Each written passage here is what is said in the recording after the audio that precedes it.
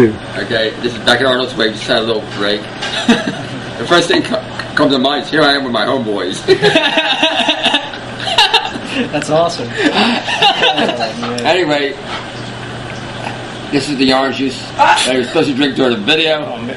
I spilled some. There you go, I got it. No. Anyway, drinking orange I want juice. that. 2 videos, or do you want to do it in this Let's one? do it now. Do Yeah. it now?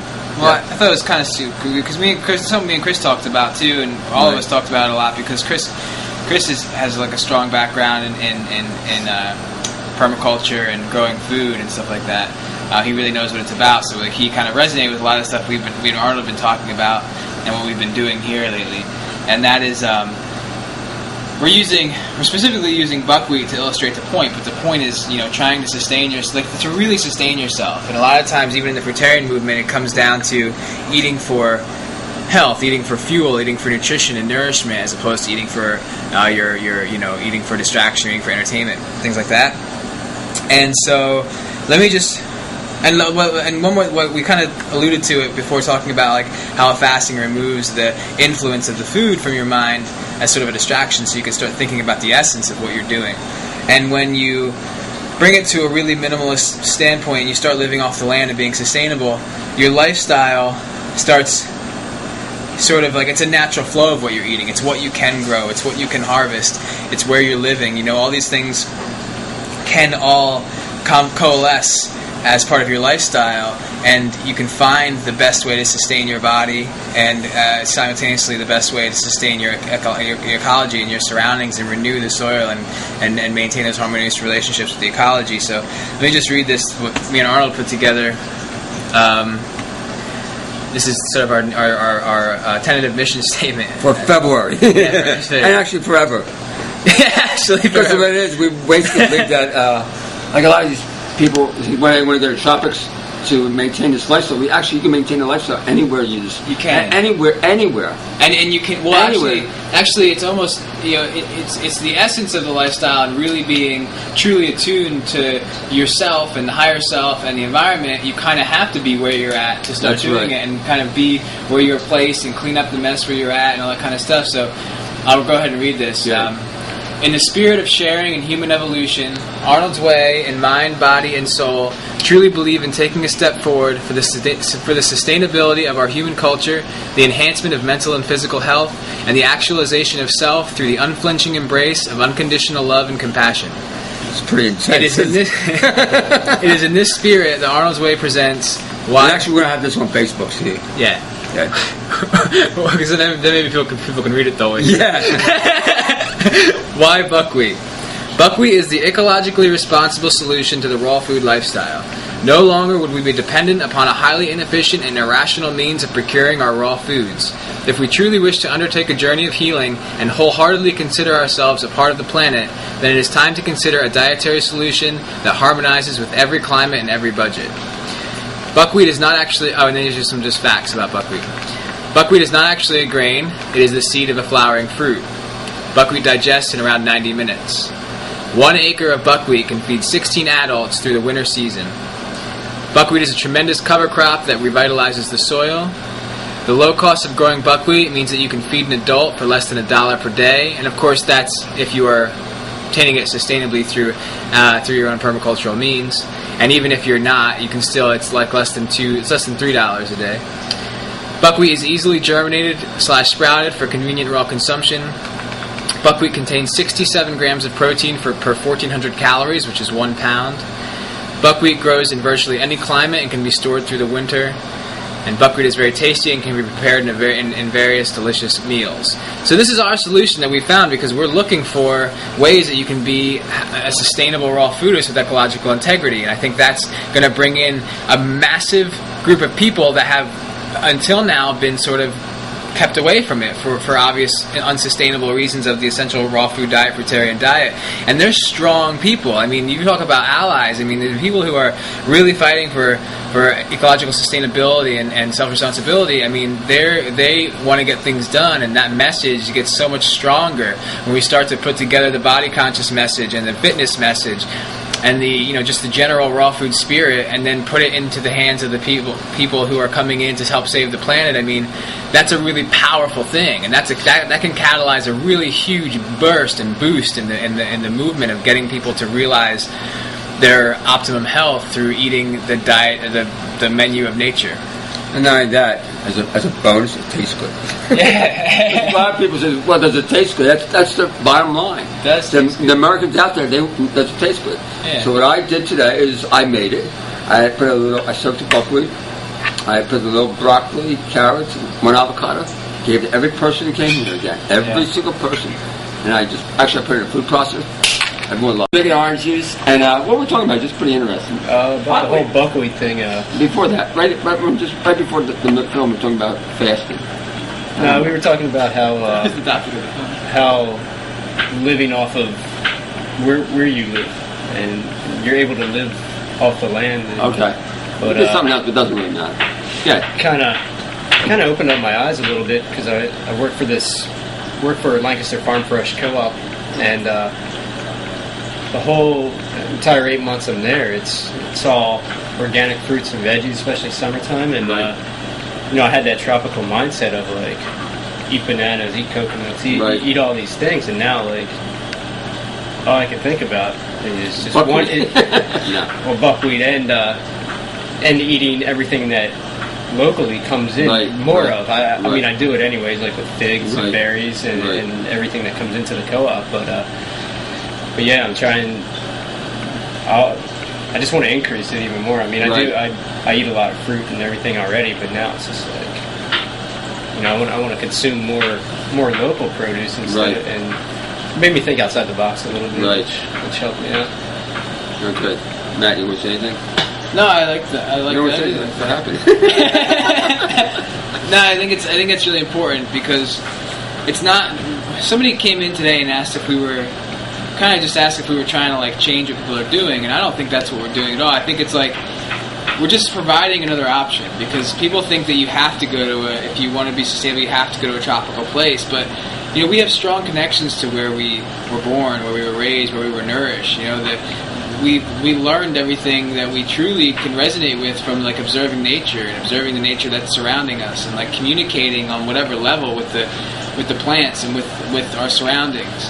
And to tell people that if you want to live healthfully and not rely on industry or the other things that we think of as the system that we want to break free of, to say that you have to go to the equatorial belt, it's just not necessary. So we want to show a way that you can be healthy and happy and vibrant and prosper and thrive by being innovative and like having a dynamic relationship with your surroundings, with your ecology, and learning about permaculture so that you can grow your food. I mean, growing food is not a job for one industry or one kind of person. It's not an occupation. It's a right of life. It's like it's part of who we are as a species, and it's just how we learn, how we communicate. Everything can be allegorical. Everything can be learned from parable and relationship and reference points, and like growing food, that kind of a relationship can be so empowering, so enlightening, and it should be something that everybody is doing. It's just like that's the future. That's the future of sustainability. It's not through the green or sustainable industry. It's through people taking the responsibility, self-responsibility within their families and their communities to make these things happen and to find these solutions. And to not settle, like keep searching for that solution. And maybe buckwheat, we're going to find out. Maybe it's not ideal. Maybe there's some problems with that. I'm sure people are going to try to find that out. But it's a step in the right direction, because it's a step taking the whole unit forward instead of just one aspect of lifestyle. And I think that's really important. And I think it's most important because it's a courageous thing for people to do, because you're not afraid to be wrong. I mean, you're taking a step out there knowing it's not maybe the most ideal physiological thing, because you have all these people who are just devoting all their life poring over this evidence for one aspect of your lifestyle, so they found what's supposedly ideal without considering the rest of the whole. But now we're taking these steps to take all of them into consideration and take sort of bolder steps forward to figure out what's going to be better for the evolution as a whole. And I think that's it's really important for people who are in that mindset to know that that's an option. And also, it's really as important not to be telling the people living in the tropics that I want to eat fruit that they can't do that. You know, it's like there are just more options to be considered. And if you want to be sustainable as a fruitarian, you can move to the tropics. You can go to South America. But with the population that we have, it's not suitable for everybody, and it's just not.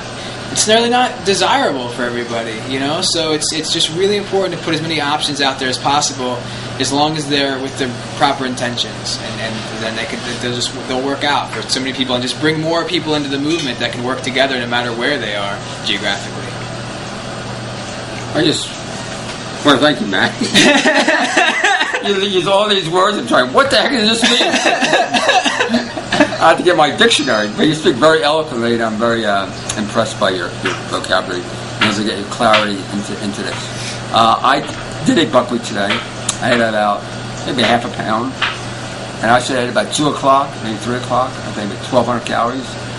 And I generally eat all day. I mean, I literally all day, and after eating that buckwheat, I had to stop.